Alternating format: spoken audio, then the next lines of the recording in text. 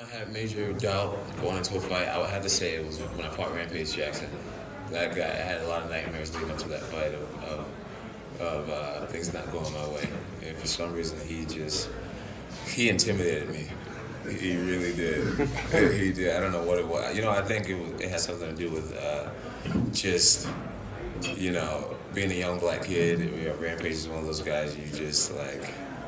He's the guy, and he howls and he's the big old chain and everything is just like, I kind of looked up to him and idolized him, and so, even though I knew I was a better martial artist, I just had, it was almost like a big brother complex in there somewhere in a weird way. So I used to always see, I used to have bad dreams of things not going my way against Rampage. But outside of that fight, intimidation really isn't. I believe I was meant to do this, so that really helps. Did you ever have interactions with him personally before the fight that helped? Oh yeah. Well, one of my fan experiences with Rampage is just when talking about idolizing the guy a little bit. I remember my UFC debut. I thought to myself, I'm going to see these fighters and I'm not going to be a groupie. Right? I'm going to play it cool when I see these guys. And I remember walking into a room and all the fighters were checking in, and Matt Hughes was there, and Matt Serra, and just like all these fighters that I had been seeing on TV. And I was thinking, man, this is kind of cool. But I was playing my cool, And I walk around the corner and Rampage is sitting on a chair, and I wasn't expecting him to be so close. And I go, Rampage! Right? And he looks at me, and he's like, oh, you're the Jones kid or whatever, I said, yeah. And I was just like, I was sitting there thinking in my head, I can't believe I just did that. Right? So, like, Rampage has always kind of been like, one of those guys who he's such a cool dude. And so I idolized him a little bit. So, yeah, I think when it was time to fight him, it kind of played in my head a little bit.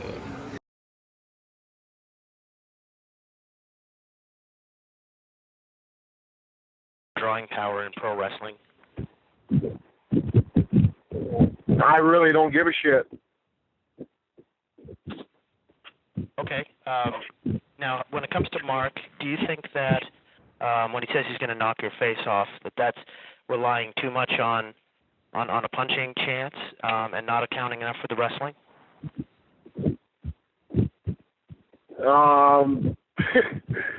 It's a fight. Anything can happen. So I'm sure Mark's prepared for just about anything, and so am I. I mean, we're all professional athletes here. Everybody, to go ahead and have, I would hope not,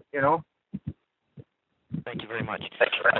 Question for John. John, is the John Jones who had those taunts for Daniel Cormier on ESPN before you went on the air back then before the first fight, is that John Jones still there at all? And might we see him come out in the cage?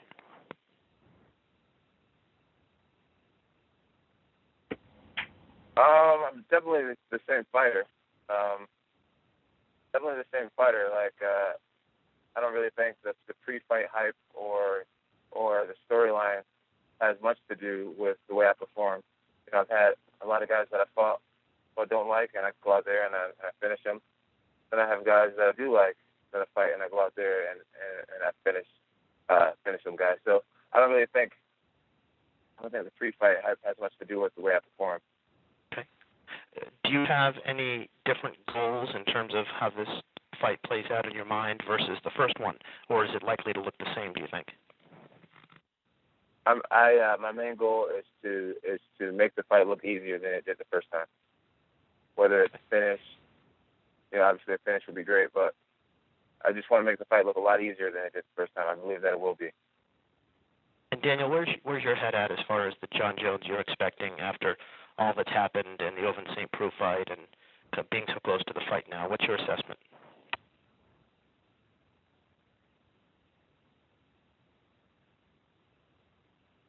Daniel, are you still on the line? Yeah, I'm here. Hold on.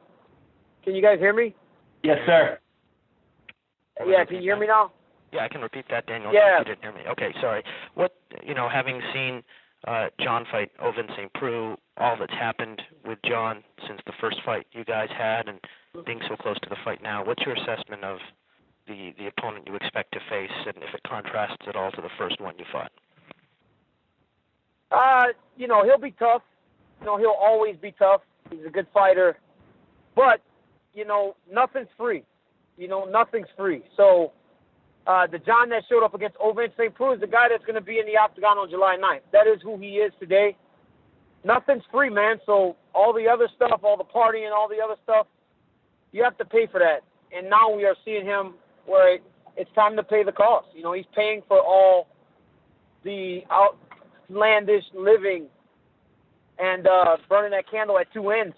And now we're getting to the middle where it starts to die out. So we'll see the same guy. That's just who he is today. He's not the guy before. He may be 20, 28 years old in reality, but he's lived on this earth much longer with the long nights and all the other stuff that he's done. Where do you come up with this craziness? Yeah, that's right. It's the truth. I mean, you've been burning that candle at both ends for a long time. For a long time. You have been burning the candle. Hey, you. Go ahead. I'll let you talk. Actually, go ahead. Where was the candle? Where was your candle at when I beat you the first time? What? Where was my what? Where was my what? Your candle? Why was your candle out when I beat you the first time? My candle? Well, I don't burn the candle. Why was your candle out when I beat you the first time? Hey, you beat me the first time. You just beat me. You just beat me the first time. Why was your candle out? Why was your candle out? Since why was yours out? Listen, I've lived life, and I've been here longer. So yes, in age I'm 37, but I'm 37. I haven't burnt it at both ends to become a middle-aged man at 28 years old. That's you today. You're that slow guy that was in the octagon on April 23rd that looks like garbage. You still haven't answered. You're the guy. You still haven't answered. You beat me the first time. You won, so you burned my candle. Somehow your candle's relit? I don't get it. Oh yeah, I don't get this much better. Much better. Much better. Much better. I'm all set. Thanks. From David Martin from Fox Sports. First question is for Brock. Brock, I know, obviously this fight was just announced at this point a matter of weeks ago. At what point did you start training again? Did you have an idea you were coming back? How long of a training camp have you actually had to get ready for this return? Not very long. I didn't know. I wasn't sure if it was even going to happen. So, I don't remember the date. But I've been training 4 or 5 weeks. And before my call to Dana, I wasn't even sure if this thing was going to happen at UFC 200. We had talked and maybe thought we could maybe put something together by November for New York. But, I'll fight whenever the money's right. And we took it to the 11th hour, and that's where we're at. So it is what it is. I know you said when the fight first got signed, I know Paul Heyman has commented on this as well, that, right after you decided to retire and re-sign with WWE, almost immediately you had that regret a little bit as you wanted to fight again. Now that you have this fire back and you're about to fight in a week from now, do you feel like this is one and done, or do you feel like you are going to fight more than this? I don't know. I feel really good. Training camp is going great. I'm happy. I'm happy with my life. I'm happy with everything, and yes, since I left the octagon after I got beat by Overeem, and kind of forced out of the cage because of my illness, it haunted me for a long time. So, well, what do you do?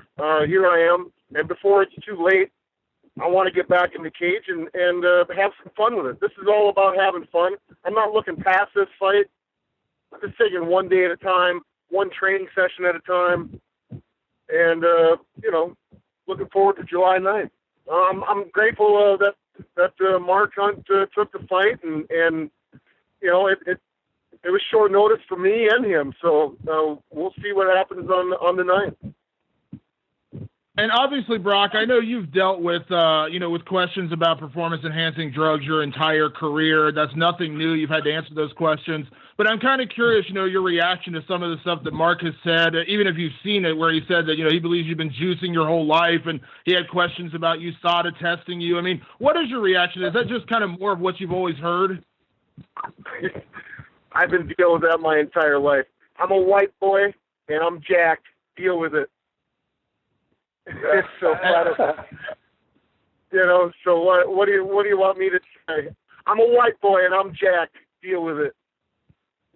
And last question for you, Brock. I know that one of the things that your friend Paul Heyman had said going into this fight was, you are a rare athlete. Not many people, not anybody can really do what you do to fight at UFC 200 and then turn around and promote an event like SummerSlam a month later. And he kind of compared you to Conor and Ronda. Do you agree with that statement? Do you believe that you are kind of a once in a lifetime kind of performer that could do both things, that could fight one day and then go around and sell a WWE show the next? Well, I feel really grateful that I can. I'm not comparing myself to anybody. What Paul Heyman says on my behalf, let me clue you in. Paul Heyman's my agent on fake television. He's not my agent for the UFC. So I haven't really followed much of anything. I never have. I don't have a Twitter account. I don't have Facebook. It is what it is. To me, it's all BS. So right now I'm trying to enjoy this and, make every memory I can, because the lasting memories I had in the cage weren't really fun, because I was sick. I had surgery. I dealing with that, coming back from that. I was worn out. I was tired, but now I feel rejuvenated. I feel healthy. I feel grateful for the opportunity, and here we are. And one quick question for John Jones.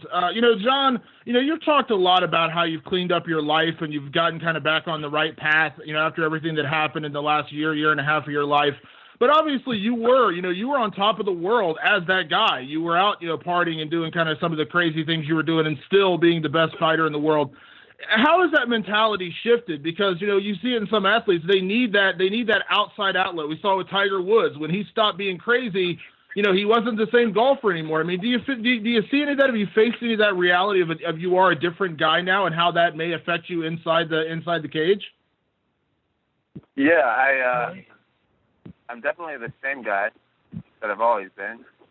I just live my life slightly different. I still go out. I still have a great time. I still have great friends. I just don't indulge in illegal substances and partying like that anymore. Still the same guy. I had one bad performance, and now everyone's like questioning, who I am and all this weird stuff.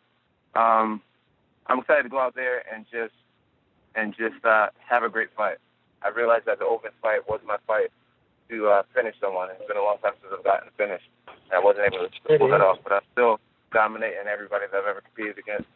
And I'm excited to go out there and do it again. Thanks very much. We'll hear now from Marissa Payne, The Washington Post. Hi, I have a question, or a couple questions, I guess, for Brock. So you've said a couple of times, you've alluded to the fact that, this is going to be a big payday for you. But, obviously you can make money in other ways, too. So I assume that you're coming back as well to either prove something or, because you just like competition. I guess, is there something in that regard, too, about competition that you love? Well, absolutely. I've been an athlete since I was 5 years old. I love this sport. I believe that I was meant to be a fighter and an entertainer, and absolutely, it's one of those things for me that I want to get back in. Like I said, it's no mystery that I was forced out of this competition because of an illness I had, and I tried to be the competitor that I wanted to be. But it's kind of hard to do when you have a disease and you fight back from it and yeah. So I'm in a whole different spot with mentally and physically in my life right now. And before I became a 40-year-old man, I want to get back in the cage. Some of I'm fighting a 42-year-old guy. The guys in the heavyweight division are the average age is 35, 36 years old. So it is what it is. I'm a competitor, and I'll be a competitor probably in a nursing home and racing my wheelchair around probably. Yeah, speaking of getting older then, looking back, how would you like people to remember you? Obviously, you have, a whole different set of fans in WWE. There's some crossover, but, you have your WWE fans and your UFC fans, and they see you in, a little bit two different ways. One is the entertainer and one is the competitor. Which one do you want to be more remembered by? Honestly, lady, I really don't care. If this isn't about me or about my fans. This is about me living my life, being the person that I want to be. I mean, granted, without the fans and everything, none of us would be able to do this. I get that, but I'm not. I don't sit up at night wondering, is my drawing power going to be hurt, or is my WWE fans going to tune in and watch me do this? I don't give two shits about that. This is about me. I want to get in there and be an athlete again. That's what it's about. Got it. And then for Mark, how do you feel going into this fight? As far as you've obviously haven't had the break that Brock has had, so you've been training while he's been doing other things. Like, do you feel good going in? Yeah, I feel pretty good. I feel great actually. I've been here a couple of weeks now, and I'm just looking forward to finishing training and going to work. It's great to be here in Las Vegas. It's really hot though, Got it.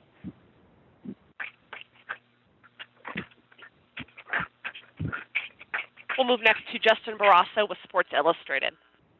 Thank you. Brock, question for Brock Lesnar. Curious in terms of your training. I'm guessing they're different, it's apples to oranges.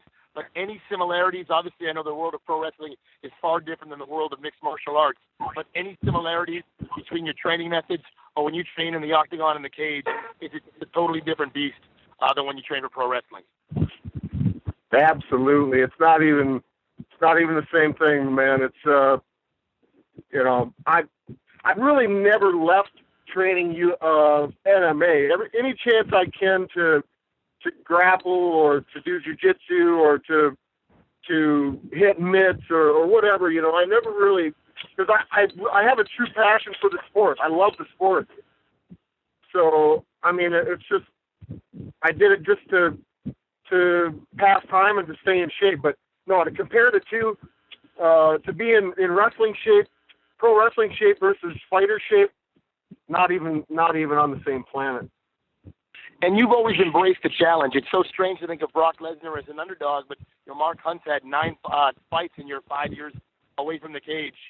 Does it light your fire? Does it give you a little bit more spark and motivation? The fact that people are doubting you. I mean, that's got to fill up your belly with a little bit of extra fire. I like any true competitor. I mean, there really isn't.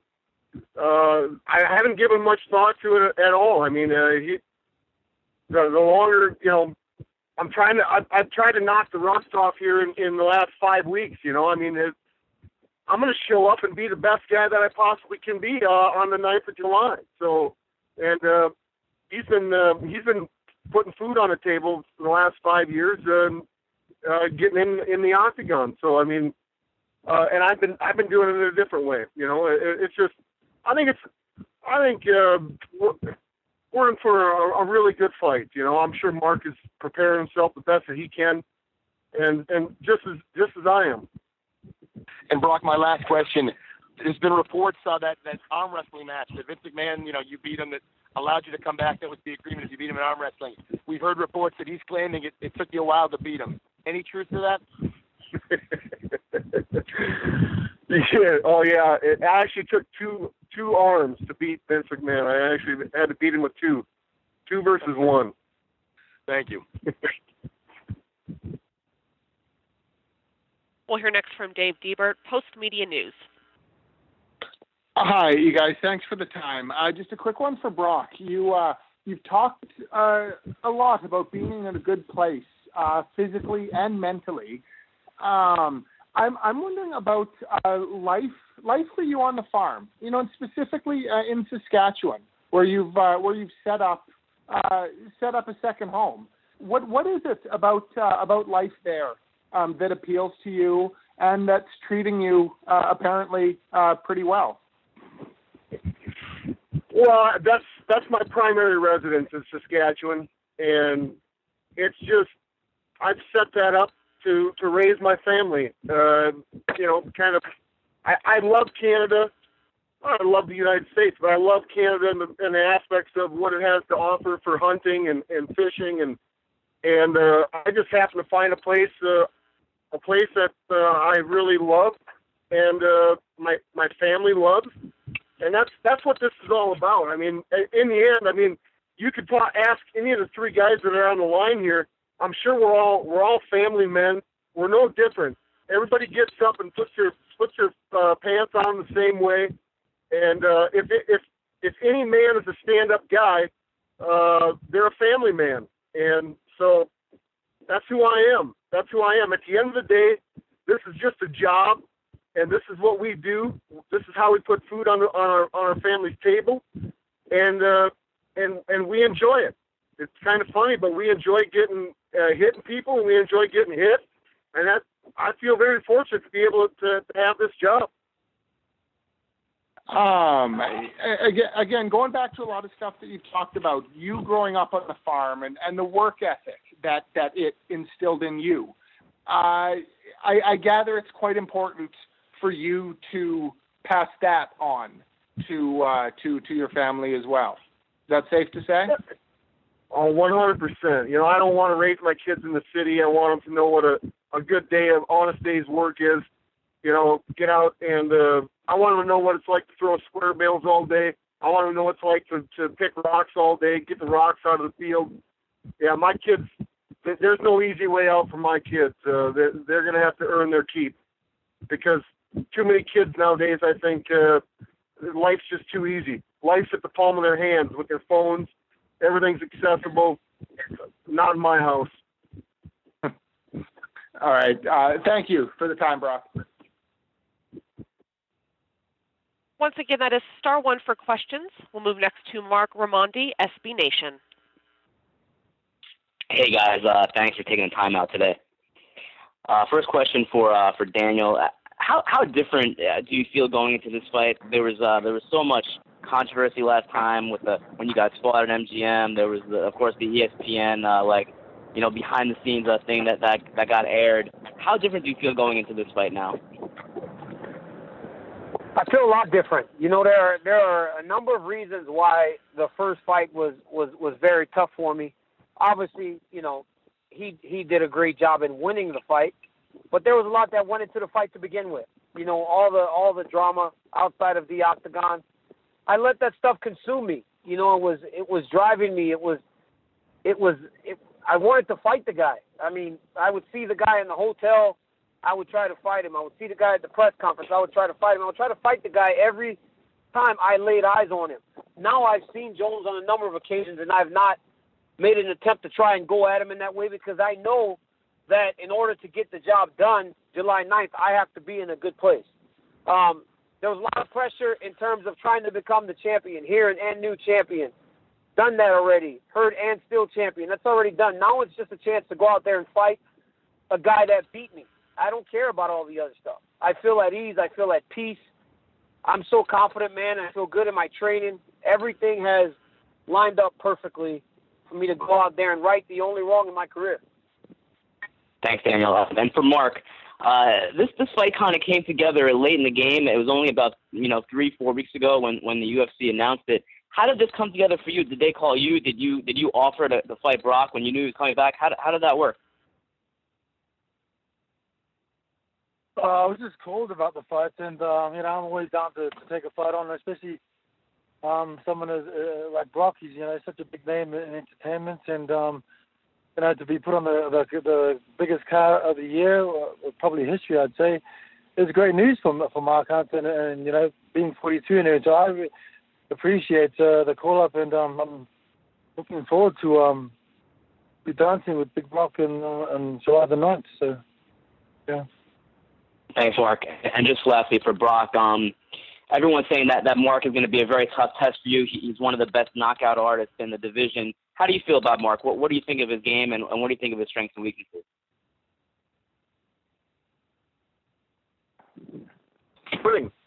For sure he is. Well, yeah. For sure he's a knockout. He's a heavy hitter. I'm preparing to not take one of those shots, to try to answer that and to win this fight. Some people have said, Brock, that Mark is kind of a bad matchup for you because he's so good at stand-up, he's so good at striking, and that's been one of your weaknesses in the past. How do you respond to those criticisms? Oh, man. Is he better than I am at stand-up? Of course he is. Is he a better wrestler than me? Hell no. And he'll probably tell you that too. So, I mean, that's why we're fighting. We're going to see who the best man is with their discipline, on the night. Of course. And then just last thing for you, Brock, and I'll let you guys go. Stephanie McMahon was quoted this week in an interview saying that the WWE was not necessarily supporting this fight and you fighting in UFC. What does that mean exactly, and what does that mean to you? That they're not supporting it? She said, "We're not necessarily supporting it." Those were her words. I don't know. I don't care what she says.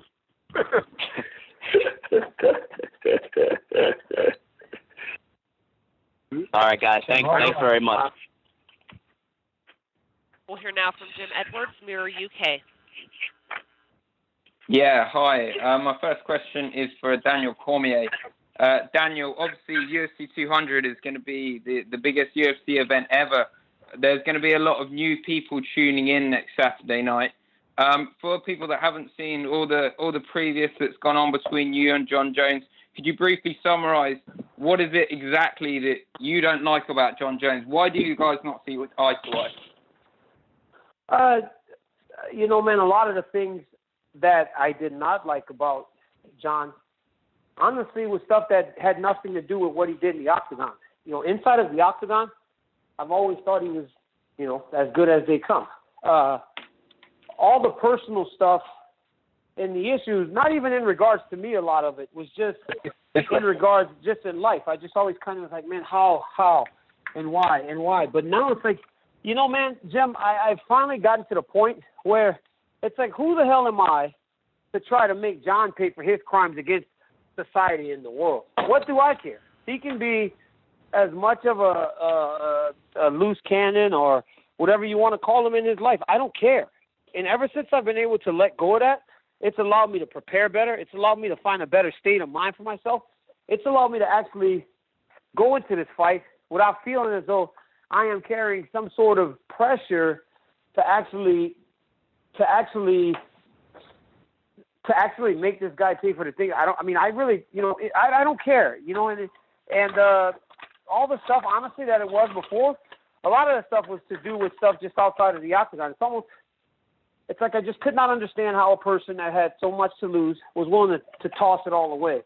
But now I really don't care, to be honest with you. So it's like all the stuff that happened in the past, that's all in the past to me. I'm getting ready to fight, so that's what matters to me now. I'm not holding on to all that other shit. I don't need to carry all the weight of everybody else on my shoulders going into the octagon. I'm going out there to fight for Daniel Cormier, my family, and the people at the American Kickboxing Academy. And when I do that, I've always won. So you don't learn from your mistakes, man. You're destined to make the same mistake again. I'm an adult. I learned from my mistakes. I'm not doing the same thing again. Great stuff. Thanks, Daniel.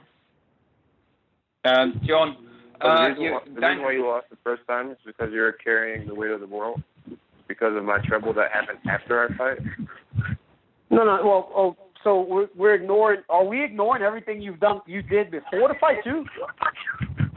Are we just? Okay. So, my so the one thing, DWI back in 2012. and all the stuff is me. It's like, but guess what though, John? It doesn't matter. You can fuck up as much as you want. I don't care. I'm just going to fight to beat you. But I'm going to beat you because you beat me. Is the reason why you lost the fight. All the run-ins we had before.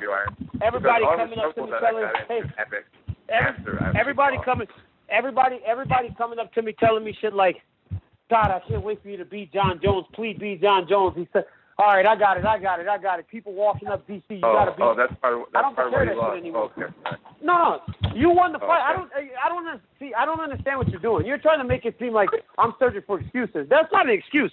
I'm telling you, I carried too much emotion into that fight. I'm not doing that again. I'm not looking for an excuse. Hey, John, you want John? Okay, here you go, John. Let me say, John. Handle the role of being the Punisher. Hey, John, let me. Hey, John, here you go. Let me stroke your ego a little bit. Hey, John, if you don't remember, you beat me the first time we fought. There you go. Is that better? Now you happy? You won, John. No, we all know that on this call, Daniel. Okay, John. Then what are you looking for me to stroke you for? I don't need to stroke your ego. No, I don't need to stroke your ego. Just your answer made no sense. You were saying it makes perfect. You wanted to punish me for everything I had done, and that was too much pressure. Yeah, it makes perfect sense. Too much pressure. Now you're fighting me out of love. But before I'm not fighting. No, actually, I do not love you. Daniel. All the trouble that I got into happened after. So anyway. Hey, actually. John, I'm going to tell you right now, John, I do not love you. I absolutely do not love you at all. Come on, DC. Are you sure you don't love him? Come on, man. Hey, listen, hey, boys, I actually do not love John. If I was Daniel Cormier, I would have loved me. I don't love you, John. But good try. Jim Edwards, are you still on the line with your next question? Yeah, just about. Okay. John. Love you, Jim. John Jones. Daniel Cormier has referred to a few times that if the same guy who fought Ovince Peru turns up at UFC 200, that he's going to win. How many kind of more gears do you kind of believe there are for you to step up through and I guess defeat Daniel on next Saturday? You know, I did my 18th fight in the UFC. 1 out of 18. I've had one bad fight out of 18. So, you know, I feel as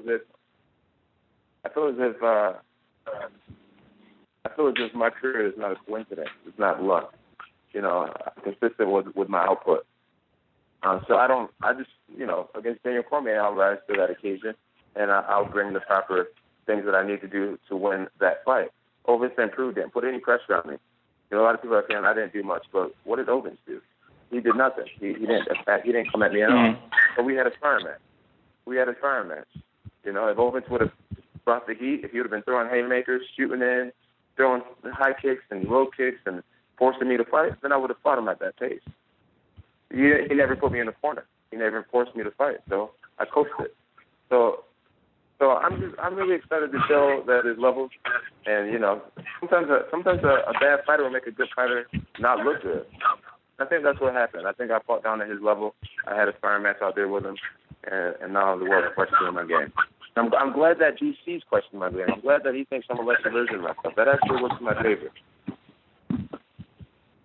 Great, good stuff. I'm glad. Well, at least you finally. I mean, I got a lot of shit. I got a lot of shit for saying Ovince wasn't a very good fighter, but at least you could say it too. You know, you say Ovince is a good fighter. Finally, you said he wasn't a good fighter, so you fought down to his level. Great job, John. Respect, Ovince. The Warriors code. The Warriors code. The Warriors code of respect, John. Great job, buddy. Okay, my last question is for Brock Lesnar. Brock, just kind of listening to all this tonight on this conference call, have you kind of missed this? Have you kind of, missed the kind of, the competitiveness that you get with the UFC? I find it amusing. It's funny. It's good. It's a good time. Absolutely. And just one last question for you, Brock. You were saying that you haven't been on, you don't take part in social media. You're not really connected to the world that way. What is kind of the reaction that you've had from people, from like your family, your friends, your co-workers, I guess, at the WWE? What have they said about you coming back to the Octagon next Saturday night? I really haven't had any contact with anybody from the WWE, but my family, and the only people I really care about is the people that are close to me. Everybody's supporting this. Everybody is 100% behind it. They see, that I'm committed to it, and I'm happy, and that's all that matters. Great stuff, gentlemen. See you next week. Our last question will be from Lance Pugmire, the Los Angeles Times. Hey, guys. Brock, first of all, for you, I know you talked about, your decision to come back to the UFC was made over having a cup of coffee up in Canada. But was there anything that happened while competing in the WWE or maybe seeing some UFC fights on TV that really kind of stoked those fires as well, that, look, I need to come back? Really, no. I'd pondered for a while, and I don't know. It just took. It literally, I was sitting there one day on my property and thought, it's time. It's just I can't sit and think about this and be caught up in this thought process, wanting or wishing and wondering if I should do it. And I'm a person that pulls the trigger. I'm the guy that doesn't. I don't want any regrets. So that's how simple it really was. I just didn't want. I don't want to spend the rest of my days on this earth wondering why I didn't step back in the cage again. So here we are. Yeah, and if the outcome that you, I'm sure, envisioned happens, what happens from here? I really haven't. I haven't given it much thought. I really haven't. I mean, nothing's going to change, really. I'm looking forward to just stepping in the cage again. It's going to be. I'm waiting for that moment for the door to shut. We'll see. Ask me after the fight. Hell, I don't know what's going to happen. So right now, I got one thing on my mind, and that's to prepare for this fight, finish this week up, and get in and fight. Okay, great. And Daniel, I did have one question for you, Daniel. I mean, clearly there's been times where you've sort of taken the moral high ground in this thing with John. Is there any regret about doing so, given some of the feedback you've received from the fans? No, because of who I am as a person. That is the approach I will always take. I am an adult. I am not one to kick someone when they are down. If anything, I think that any upstanding citizen, any good person would do the same thing. So yes, I don't regret it. I would not change a thing. I would still do the same thing that I've always done. Do the things that you have said about John, will those be will those be things that we see will affect the outcome of the fight? Yeah, I do believe that. I do believe that the changes in him will affect the outcome of the fight, but I do also believe that the strongest indicator is going to be that I've gotten better. I've done things to improve myself. So even if he was 10 times better than he was last January, I don't believe that's going to be enough to beat me on July 9th. Great. Thank you guys so much. I appreciate it. And gentlemen, we do have a question from George Willis with the New York Post. Hello, gentlemen. I just wanted to ask John, he was one of the couple of fighters that fought at UFC 100, and just some general thoughts about how the sport has grown from that time, from UFC 100 to 200, and the way it's just blown up. Yeah, UFC 100, man, what a great event it was. It was huge. Just from my eyes, just in a completely different place in my career. The sport, the UFC, has obviously grown tremendously. We've had some awesome stars help us get there, guys like Brock Lesnar, Conor McGregor, and Ronda Rousey really helped catapult us into just a I think we're pretty mainstream these days. Just the growth has been tremendous. I don't even know how to answer this question. The growth has just been tremendous, and I'm so honored to have been on that card and be in this completely different place in my career from this card. And yes, it's an exciting time for the UFC. Do you still feel you could be ready for New York if things go well? Absolutely. That's totally my plan. My plan is to win back my life, my title that I've never lost. Win back my life, win back my title, defend my belt at Madison Square Garden on November 12th. It's on my vision board at my house. Totally in my plan. I'm going to do that. The question will be, will I be main event or not? I'm really hoping I will be. I appreciate it. Thank you. Thank you, guys. All right. Dave, I'll turn the conference back to you. Thank you very much. Thank you to the four gentlemen who joined us on the call today. UFC 200 and International Fight Week. It is almost here. One final note before we go. UFC 200, It's Time, a 60-minute TV special, premieres this Sunday at 10:30 Eastern, 7:30 Pacific on Fox Sports 1. It chronicles all the title fights, plus Brock Lesnar versus Mark Hunt again. UFC 200 premieres July 3rd, 10:30 in the East, 7:30 in the West. See everybody in Las Vegas next week for UFC 200. Thanks, guys. That will conclude today's conference. Thank you all for joining us.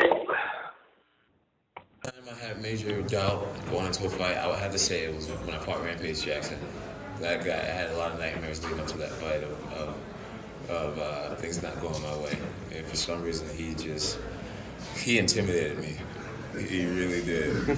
He did. I don't know what it was. I think it had something to do with just, being a young black kid. Rampage is one of those guys you just he's the guy, and he howls and he's the big old chain and everything is just I kind of looked up to him and idolized him, and so even though I knew I was a better martial artist, I just had there's almost like a big brother complex in there somewhere in a weird way. So I used to always see, I used to have bad dreams of things not going my way against Rampage. But outside of that fight, intimidation really isn't. I believe I was meant to do this, so that really helps. Did you ever have interactions with him personally before the fight that helped? Oh yeah. Well, one of my fan experiences with Rampage is just when talking about idolizing the guy a little bit. I remember my UFC debut. I thought to myself, I'm gonna see these fighters, and I'm not gonna be a groupie. Right? I'm gonna play it cool when I see these guys.